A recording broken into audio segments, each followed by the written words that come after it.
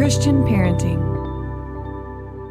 I can't count the number of times over the years that I've prayed with parents who are in grief over the current spiritual state of their children. Kids who were raised in the church, kids who had some kind of good example of mom and dad, but are currently choosing a path of just wanton rebellion. A lot of times there's drugs involved in this. A lot of times there's just real brokenness. And you are about to hear a powerful testimony from a friend of mine.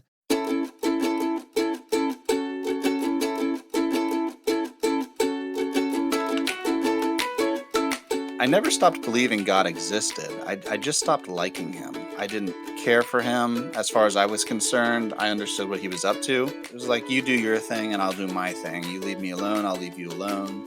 So I really used drugs and those other mediums of pleasure to insulate myself from the pain of the world.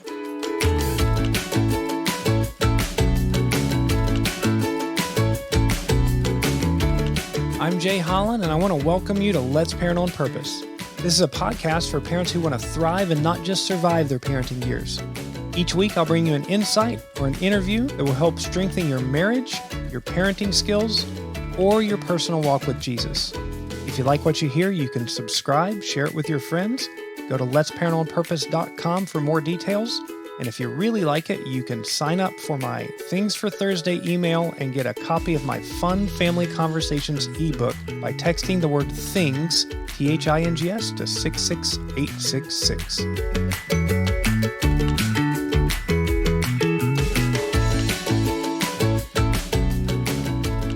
Sometimes we just need to hear stories of hope that remind us that it's not always going to be like it is right now. And that's today. Today, you're going to hear from Shane James O'Neill. He is actually the son of Jim O'Neill, Dr. Jim O'Neill, who I had on episode 188, Shepherding a Child's Heart. Shane is now the editorial director at provenmen.org and the host of the Naked Gospel podcast. He was a missionary kid, grew up with a dad who was, and mom who were missionaries, who were professors in Christian colleges, who have their doctorate in Christian things. And Shane had a massive turn away from the Lord into a long season of rebellion. You're going to hear that story today. You're going to hear how his family played out in that story. And you're also going to hear how his mom and dad and their steadiness were a witness to him as the Lord brought him back to the faith, and just the beautiful journey that he has. You're going to get so much from this, and just all the way to the end. Don't think that if you stop halfway through, you've got the story, because all the way to the very end of this conversation, you're going to be blessed by just the profound wisdom of God that Shane has now. And I pray that it inspires hope in you for what's possible in your children, maybe your nieces and nephews, or the kids that you love who are currently walking away from the Lord. So here's my conversation with Shane O'Neill.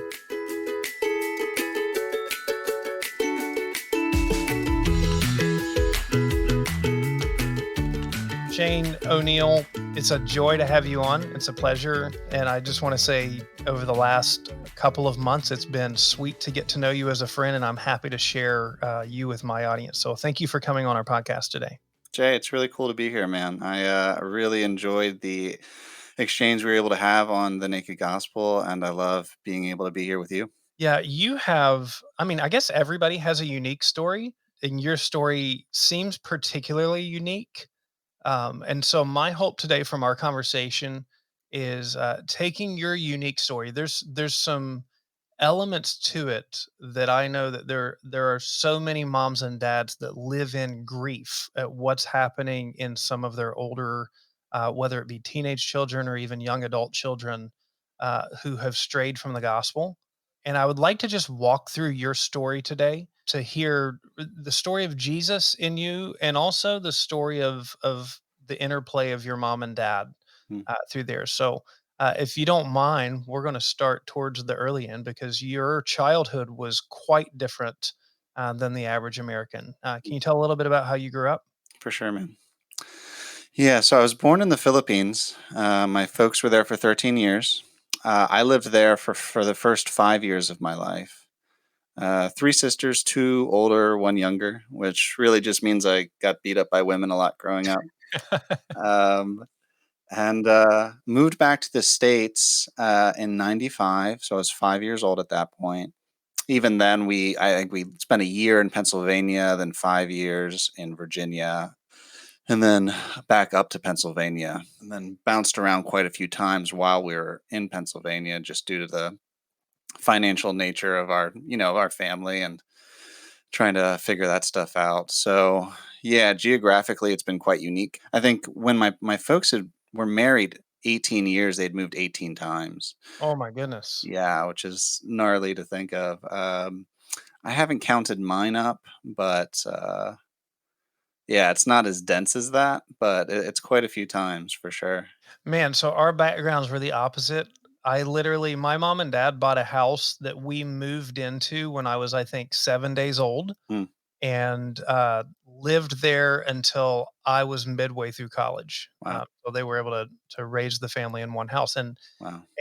One of my first questions for you was going to be that whole like, what's it like to be a missionary kid? But it seems like the Filipino culture might not have had as big of impact as just the constant moving in your life. Yeah, yeah. There's like a whole kind of psychometric system designated just for third world culture kids, Mhm. who like they aren't a part of their culture. So like missionary kids like aren't a part of the culture that they move to or they grow up in, but because they realize they're distinct, they're unique, but they're also not from their parents' homeland, so to speak. Right. And so they sit in this middle place. So there's like, I mean, whole studies done on folks like me, books and books written on it.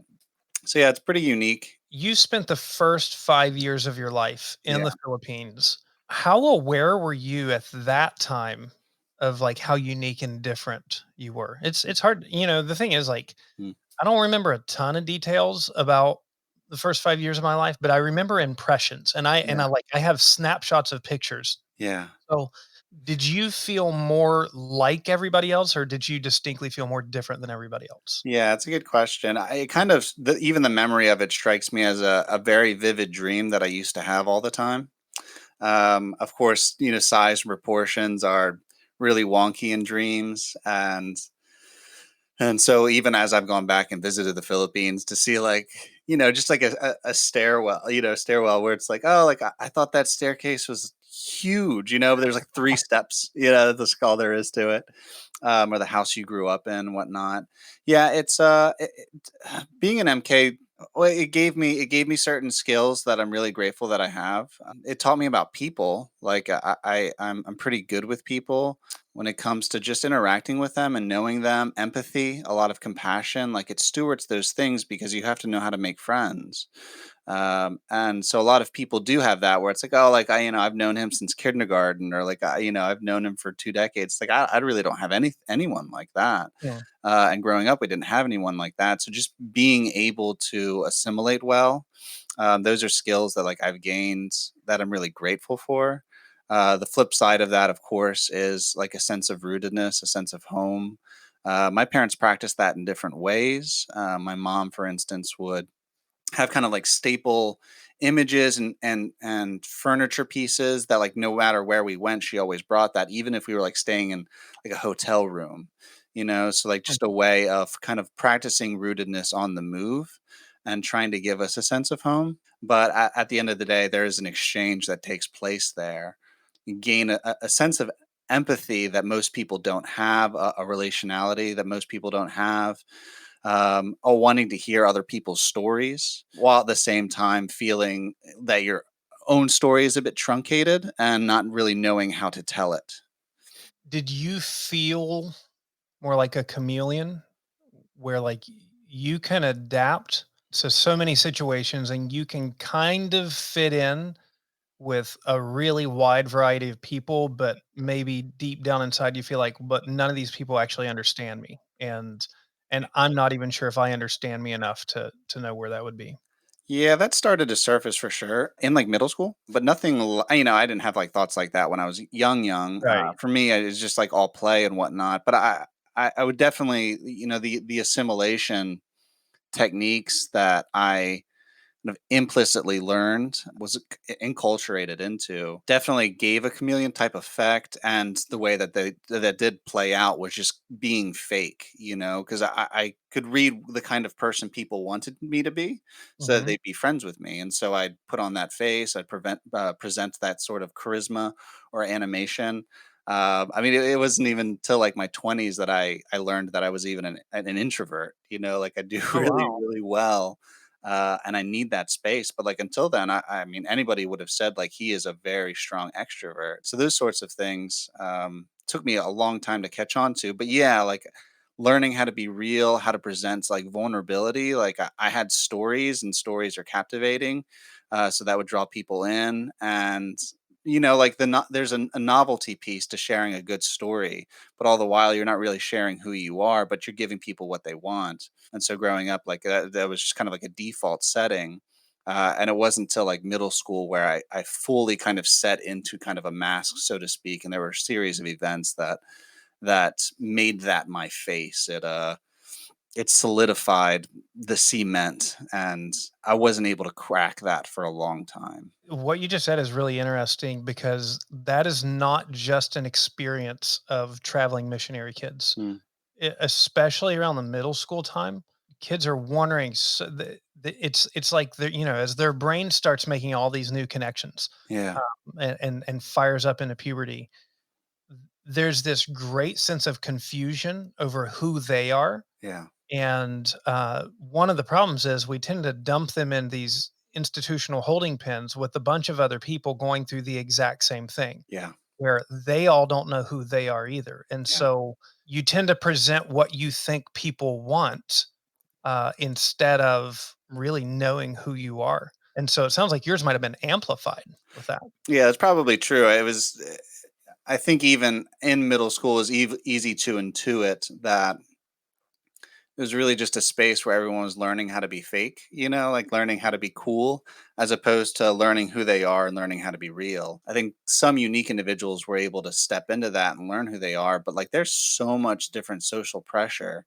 And especially with kind of the sexualization of our current generation, where it's like there are so many different kinds of social pressure that really don't allow a kid to like practice themselves, practice being Yeah. themselves. So yes, I think that's paradigmatic for every middle school kid. Middle school is like almost across the board generally hard. Anybody Yeah, tells their stories like middle school was rough. it really is. Yeah, and mine was, yeah, it was a crap show for sure. So you have a mom and dad who really love the Lord Hmm. and really love you guys. What was your experience of Jesus like in your home? Like, how was that demonstrated? What are the memories that you have of that in your home? Yeah, there's certain poignant areas. For instance, anytime my parents were considering a move, they would sit down with us months before they made a decision and just invite us to pray with them. They'd get on their knees in front of us, and we'd all just pray together. And they'd follow back up like every month, asking if we were sensing anything, or what did we want, like those kinds of things, where they didn't make decisions for us, they made decisions with us. I had already noted that home piece that my Mhm. mom intentionally tried to practice. So certain features like that are ways that they try to bring us into an active relationship with Jesus. I am a nerdy sort of dude. I really love to read and I really like to think. And so my dad would pick up on that disposition. He picked up on that disposition of my own, and he would just like read books with me. I really love to write, so he would like practice with me, like reading a chapter out of Mere Christianity and seeing if we could distill it in writing, just like fun different projects like that. We'd go on like a ton of adventures. We got to see a lot of different things. So yeah, so there's those ways. I mean, there's some of the obvious things like Awanas and like family devotional, those sorts of practices. But I guess the ones that were more formative for me were probably those moments of intimacy with my dad, the practice of my mom, and then the family practice of learning how to pray and hear together. So you have a mom and dad who are as professional. in the Christian world as you can get. Yeah. You grow up, I mean, you're born into your mom and dad being a missionary, and then I actually met your dad, Jim O'Neill, who was on a Mm, podcast a few weeks ago with me. He was my missions professor mm, at Liberty, yeah. and then he went from being missions professors to, directors of seminaries to leading missions organizations. Yeah. Did you feel a pressure to look like you believed something that maybe hadn't got all the way inside you? Yeah, for sure. That was About absolutely that. like one of my faces, like I was good at it. Was good at being kind and civil and smiling a lot, and being animated. I was good at that. There was a certain level of resentment that developed in me. Probably still sits inside of me, just in a different way. So when my folks were in the Philippines, they were able to do ministry together, planning churches together. People were coming over, they're discipling, they're loving, they're mothering and fathering. And there's this beautiful kind of synergism between a husband and wife just doing things together, doing ministry together. When you come back here, it's a very male dominated ministry model. And so they wanted my dad, and my mom was just a figurehead a lot of the time, just the happy, smiling wife. And so watching them try to figure out how to do ministry together. I don't know if you remember, but like my folks, every Tuesday night when they were teaching, they would have any and all students. They'd have a kind of just an open door policy, and so many students would come over. Yeah, I'm pretty sure that you don't remember, that's when I actually met you, Sweet. as this six redheaded year kid old who was, Shane. like, weaving in and out of the room as Yeah. all of these other college kids were in Yeah. there, and I Yeah. wondered about you at the time, like, "What does he think of this?" Mm. Is it like an intrusion in his life that, all of these other young people are getting his mom and dad's attention, or You should have just what asked me happened? all these questions back then, I Jay. should have, yeah. Yeah. That would've nothing like opening your soul to a complete stranger when you're Yes. a Yes. teenager, right? Yes. Yeah, no, I was young, but that was, I mean, as I look back on it, those were like really good moments. That gave me like a lot of big brothers and big sisters, Mhm. people who were affectionate towards me, and there was a kind of in and out transience that was like comfortable, not in the sense of like hiding, but I liked the motion. I liked the activity as opposed to like the home being this like private dormant place. Where there's this open door policy where people were constantly coming in and out. There were meals being had, prayer, and like people are sharing stories. They're talking about what they're learning in classes. And so it definitely helps set an ideal in my heart of like the kinds of people that I wanted to grow into, even from a young age.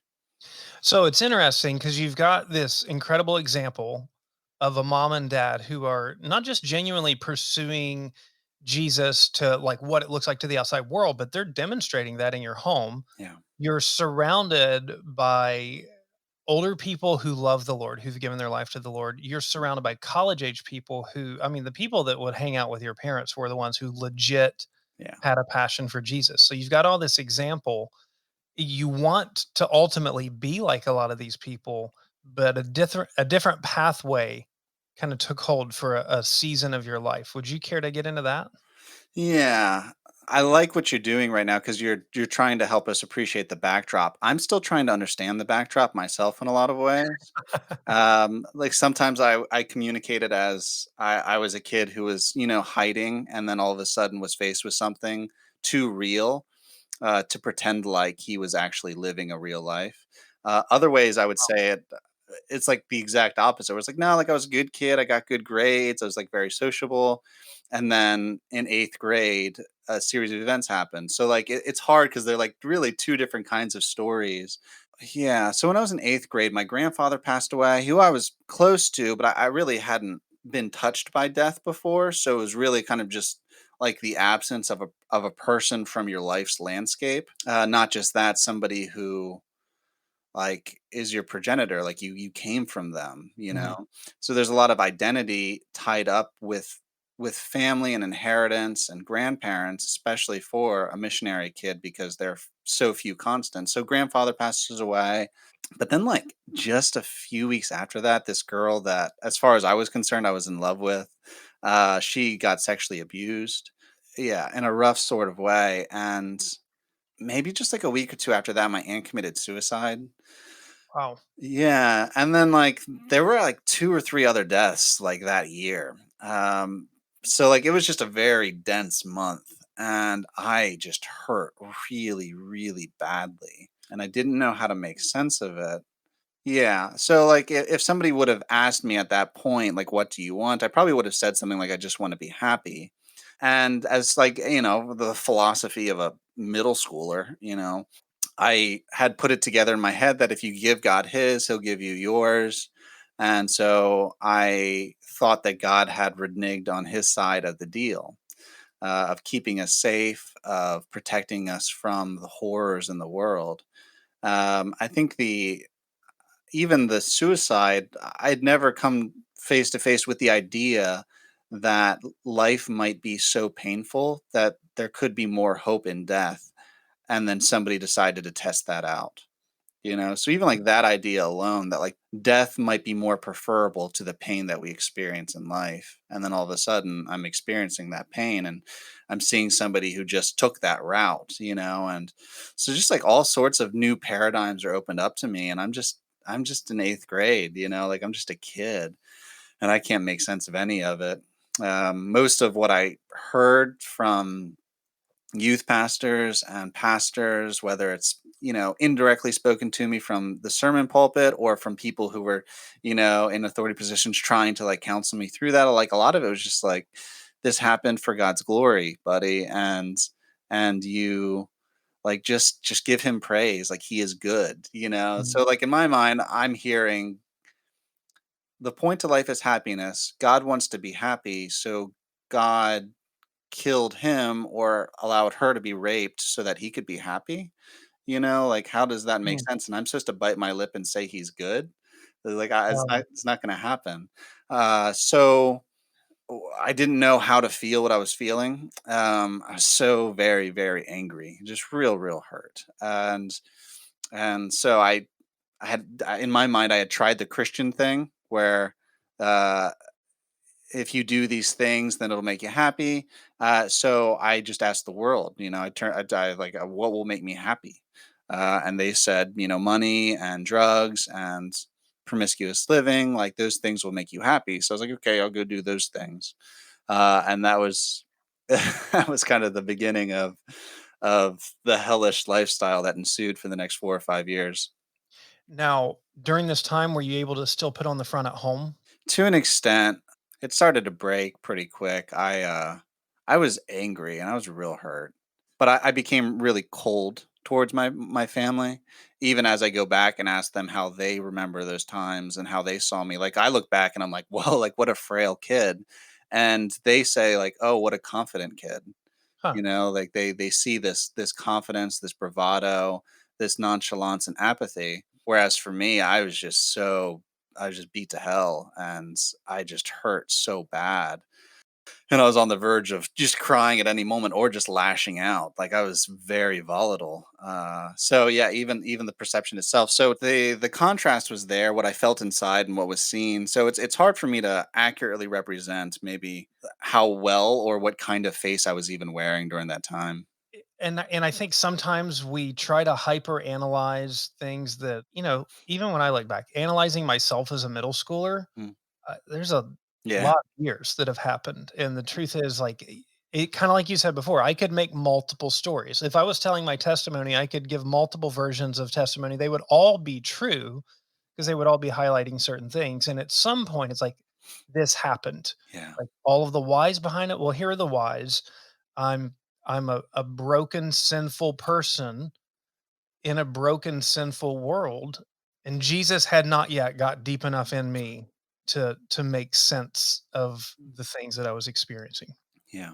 And I think ultimately, like, that's the true part. Mm. And so, was I a hypocrite? Yeah, but like at every point in my life, I'm a hypocrite to some level or another. Yeah. And sometimes it's not because I want to be a hypocrite. It's just like my intentions and ambitions far outstrip my holiness and righteousness and sanctification.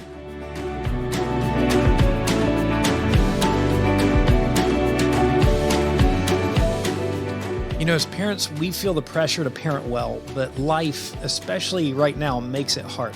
This is why I'm so excited to announce that I will be speaking at the online Perfectly Imperfect Christian Parenting event on October 23rd and 24th. This completely digital event was designed for parents like us as a time to set aside perfection and receive the practical and spiritual help we need. And it's in a very easy, accessible digital format that you'll get to go back and listen to again or access talks all the way through the rest of 2020. The goal is to help you check perfection at the door or at the couch or wherever you're listening and watching and become the perfectly imperfect parent that God has called you to be. I'm particularly excited about my talk on developing a biblical vision of manhood in our children. This is something that has been one of the most centrally important concepts in the last 10 years of my ministry and especially in my parenting. In addition to my talk, there'll be over 40 other short, consumable talks giving you both practical and spiritual advice from some other amazing speakers such as Aaron and Jamie Ivey, Mark Batterson, Jonathan Pitts, Nicole Zazowski, the Duck Dynasty crew, and many, many more. Register today for this digital Christian parenting event at parent.perfectlyimperfect.org, or you can check out the show notes to this podcast episode, or just go to my homepage at letsparentonpurpose.com. 3 easy ways to register. Again, parent.perfectlyimperfect.org, the Let's Parent on Purpose homepage, or just check out the show notes to this episode. We look forward to seeing you there.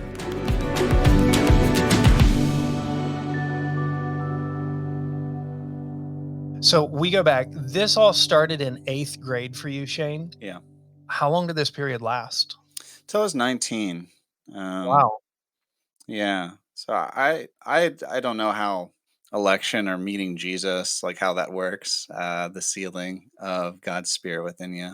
I as far as I'm concerned, I would say I met him face to face when I was 19, Mm-hmm. but I prayed all sorts of prayers when I was younger, and I saw him in the faces of those around me for a long time. But that face to face encounter didn't happen until 19. So I'm sure he'll be able to explain it all to Yeah. me one day. So like you can't peg was I saved and then went into this major time of rebellion. Yeah. Um, I never stopped believing God existed. I just stopped liking him. I didn't Hmm. care for him as far as I was concerned. I understood what he was up to. And it was like, you do your thing and I'll do my thing. You leave me alone, I'll leave you alone.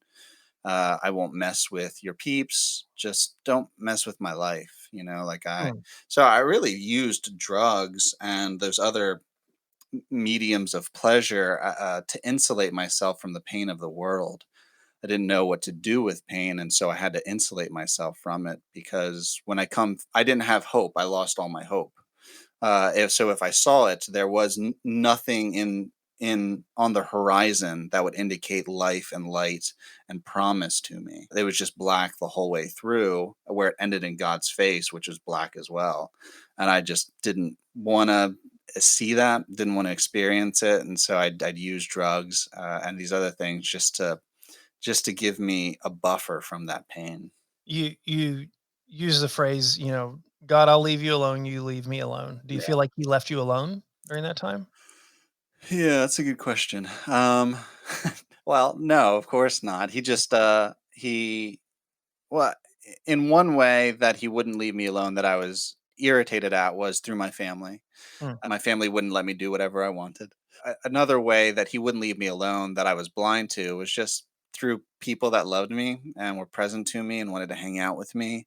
And it made no sense because our lives were so very different, but nonetheless, it was there. So whether that's just different like peers that would sit down with me at lunch and just hang out with me, who loved Jesus, and I'd just lob Bible questions their way, and they'd actually sit and dialogue with me, Hmm. or youth pastors who like knew I was a lost cause. There are a lot of other just kids that are you could sow into with time and energy, and the return on investment was probably a little bit more tangible, but they continued to be present to me and to try and be big brothers in my life. So a lot of ways that he didn't leave me alone that I wouldn't have interpreted him as him Mhm. like infringing on my space at the time. Sure. Can you remember any particular instances that stand out? Because your parents are experiencing this from a very different perspective than you. I mean, they know you, so even if you're putting on a good front to some sense at home, like there comes a point where they know what's going on, at least to some level. Yeah. Can you think of any particular instances that stand out to you of like this is something mom and dad did that I did not let on at all, affected me, like, for good, For good. but I know that it did. Yeah, my dad took a really weird parenting technique. So weird that I could never advise it to anyone, but it worked so well. And that was actually stopped answering my questions.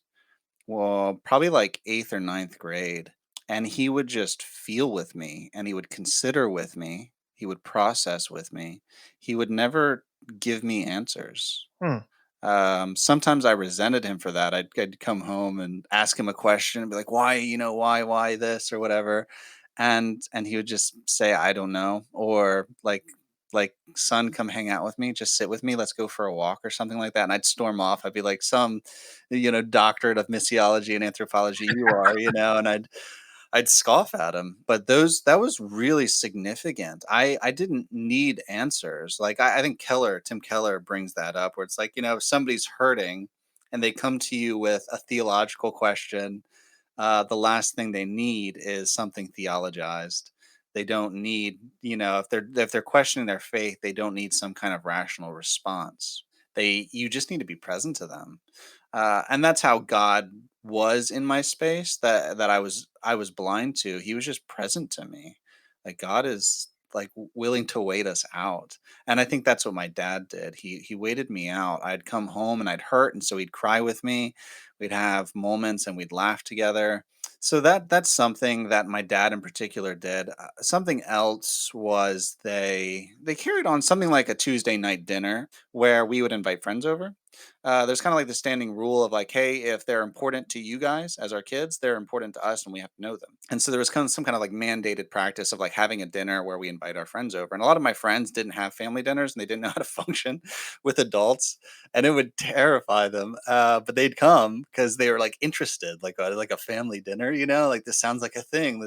This almost like liturgical thing. And my parents would always ask one question. The one question was, "What did you learn today?" And this became so big in my friends' lives that they knew that they were coming to the O'Neill's house. And so they would actually write out the thing that they had learned that day. Wow. They'd show up and they'd be shaking, like shaking, but they wanted to be present. They'd like most of them when they like the first like several months into the first year, like didn't know how to do eye contact. Like they'd look down, they'd eat real fast, and then they just sit there and they just turtle up the whole time. But then they'd start coming with like papers, and they'd like were looking for these things throughout the day where they were learning about life. They were practicing wonder because they knew they were going to get that question at the O'Neill's Wow. house later. And so like even it was like last summer we went to the beach and I invited one of my old friends and he showed up and we're having dinner and he looks around and he says, "Well, what did you guys learn today?" And he's like, he'd been waiting for that, like, just that moment Oh because my. he knew it was gonna happen, and he was really confused because no one asked, and so, like, he initiated it. It's just, like, certain things like that. My buddy Mike, he was born, like 3 or 4 days after me, so, like, my 16th birthday, my parents threw a birthday for me and for him, and they had, like, a cake for him and a cake for me, and I remember Mike just having this kind of dumbstruck look on his face, and he says, "Wow, I've never had one of these before." And then my sister laughs, or my mom laughs, and says, "What, your own cake?" And then he says, "A birthday party." Wow. Yeah, and my dad just like cracks, walks right out of the room and starts weeping.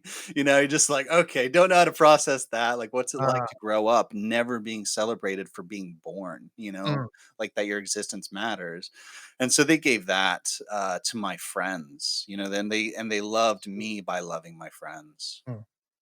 So around 19 is when you say you feel like you came face to face with Jesus. Can you explain that? Yeah, I was 19 and I was addicted to heroin. So, I mean, as far as like my philosophy went, it's these things will make me happy. So I'll use as much of them as often as I can. And that got me to being addicted to heroin. And I was absolutely a mess. And even like my secular friends would pull me aside and be like, "Hey, like you need to calm down, you need to chill." And I'd look at them and say, you guys told me these things would make me happy. So I'm going to use them again as often as I can, as much as I can. And you're telling me to moderate my use. So what I hear you saying is you're trying to moderate my happiness. And who are you to try and moderate my happiness? So really, like, I was just using their own worldview. I'd adapted it, and they're telling me I need to chill out. It just didn't make any sense. And so they'd walk away absolutely baffled because the logic was there. Nonetheless, they saw me dying, So I'm like 100 pounds. I'm yellow, like I'm just an absolute mess. And like right now, like I weigh like 175, so that's quite different. So I'm addicted to heroin. Some friends are starting to pass away. What you think is kind of a forever party all of a sudden starts to become perforated by funerals. So when your narrative starts to get punctuated that way, it starts to rewrite the story. And I didn't know how to handle that. So of course, again, it was pain. So all I knew how to do was to insulate myself from it. There was something else out there that I was unaware of. So, for instance, I'll illustrate this because it's so abstract. Kind of like C.S. Lewis's vision that he presents on longing. There's a counterpart to every longing. Like I hunger, so there's food. I thirst, so there's water. I have sexual desires, so there's sex. Like but when it comes to like certain things like goodness, truth, and beauty, there are no immediate outlets, and so there's something. We were made for something that's a bit bigger than this world, and I could never find that thing. I desperately wanted it. I was consuming as much as I could, but none of it was feeding my soul. I remember tasting it. I went to Narnia. I read the Narnia books during that time. I couldn't sleep much, so I read Narnia. Initially, I hated the journey because it reminded me of my life. They'd Mhm. go back to Narnia, and everyone they've ever loved and every place they've ever loved was dead and in ruins. So, like, I started out liking it, then started out hating it because it was reminiscent of my life. It was too raw and too paralleled to what I was experiencing. And then I get to the last book, and all of a sudden there's this new Narnia, this new creation. And it's cool because it's not just every one they've ever loved, but every place they've ever loved is in this new world. So, like every tree that they climbed together as kids and every garden that they sowed, like their adventures are captured and rebirthed in this place, and everyone is there. And I broke down. I was weeping. It's like 3 in the morning, and I was just weeping because I knew I was made for that place. I had no idea how to get there. Remember another instance where my family, they called me. My parents called me just to check in to see how I was doing. They had moved down to Tennessee, and I was just living with friends. And I step into this room. I answer the call. There's this party taking place on the other side of the wall, and I'm in this dark room. I answer it, and they just loved me. They were just like, "Hey, we just love you. We're just excited to hear from you and talk to you. How are you?" And I just lie through my teeth, like, "Oh, I'm doing good. I love you guys too. I miss you too." Because I knew they loved me and I didn't want them to know the condition I was in. And I got off the phone and I just started weeping because outside the door was everything I wanted, but it was so empty. And I'm in this room by myself and I had just tasted this thing that I could tell my soul was made for, and that was love and to be known. We hit end. I had lied to them, and I was just alone in a room, and I had to go back out to Mm. that party. Yeah. So moments like that. My parents also sent me a Casting Crowns album. Really interesting. That happened after a significant event. The significant event is I had a dream. God came to me in this dream, and he showed me his heart. I didn't know God had a heart. I thought he was more like a systematic theology in the sky. I didn't know he felt. I thought everything went the way he wanted so that he could get glory and only ever feel happy. Mm. So I Right. didn't know God hurt. And so he showed me his heart, and his heart broke open my heart. Because not only did he feel, he was big enough to make all things new. I like the where it describes God as the God of all hope. Like he sees everything all the time, but he's still the God of all hope. So he sees what I see and so much more, all the ugly, but he still has hope somehow. So that dream, and then my parents sent me the Casting Crowns album, and it would sing about this God who loved me so much that he gave up his son so that he could have me. That he that Jesus experienced despair so that I could have hope. Like these things, Jesus was deserted and lonely so that I would never have to be. And I was so very lonely. Mm, So like all these things, and I'm like, wow, like Jesus represents the God who came to me in my dream. That's amazing. So it was really the first time I'd prayed in years. That was in November in 2009. I knew I was going to visit my family in December. That was a month away. There was no way I was going to live that long. So I just shot up a quick prayer of like, hey, God, Jesus looks really awesome. Like if Jesus is who you are, like if Jesus is the person who came to me in my dream, then I would live for that. Like I had nothing else to live for. But if that isn't you, then I want nothing to do with you. But if you do really want me and you love me like that, then keep me alive for a month. I can go see my family. They know you. They can introduce you to me. mm, Us to each other. And that's just like those are the terms I thought of it in. Obviously, he kept me alive for a month. I was still using, like I didn't know how to get clean. He kept me alive for a month, and I went down there and I detoxed and withdrawed for a month. I basically just sat in a chair and mm. I told my parents what was up. I sat in a chair and just detoxed and withdrawed and tried to figure out what the heck grace was and unconditional love. And I couldn't sleep for a long time, nor could I really eat. Your body, the withdrawal is no small thing. And my family would just stay up with me. They would take turns. Sometimes they'd roll on the ground with me and sweat and cry. Other times they would just read scripture to me. Sometimes they would just sleep out there.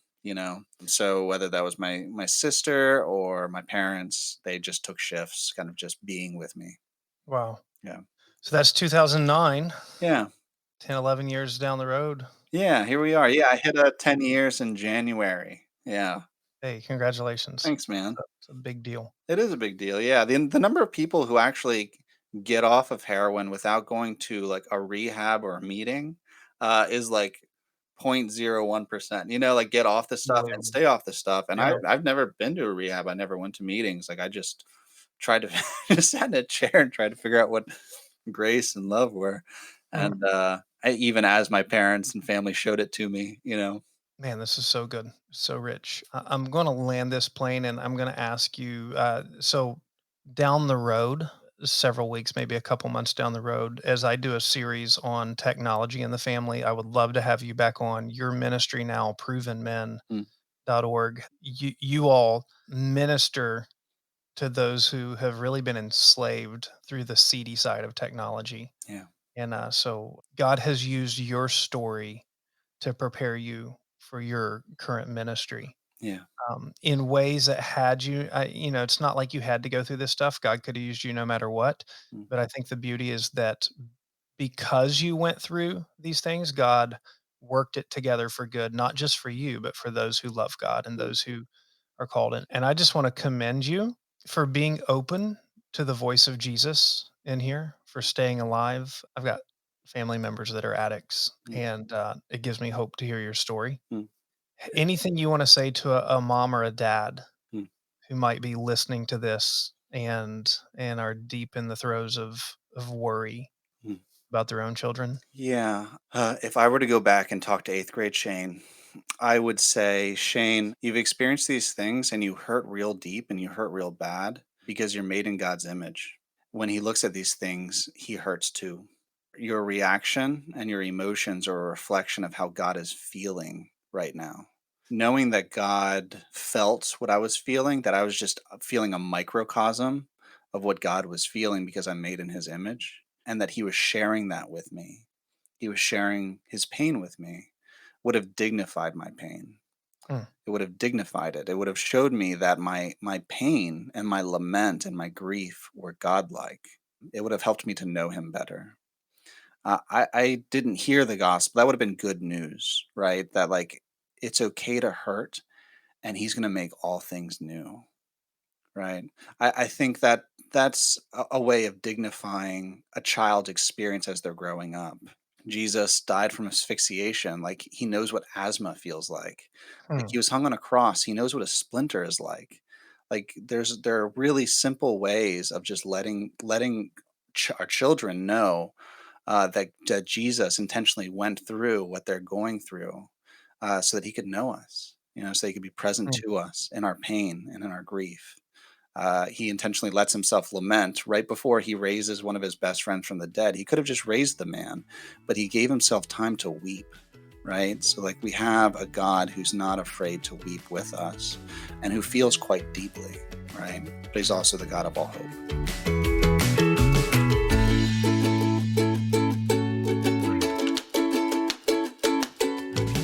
Friend, I want to thank you so much for listening today. I pray it's been a blessing to you. And if it has, a couple things I would ask of you. Number one, share it with somebody else so that you can bless them. And number two, if you believe in the ministry and the Lord has put you in a place to support, would you consider becoming a regular supporter of Let's Parent on Purpose or a one-time giver if that's the spot you're in? You can do so by going to letsparentonpurpose.com and in the top right corner, click the little Give Donate button and become a part of our Patreon support community or a one-time giver. This is Jay Holland, thanking you so much for joining, reminding you there's all kinds of back issues and archives at Let's Parent on Purpose and ChristianParenting.org for you to explore. And I just want to remind you, parenting is a marathon, not a sprint. We'll talk to you soon.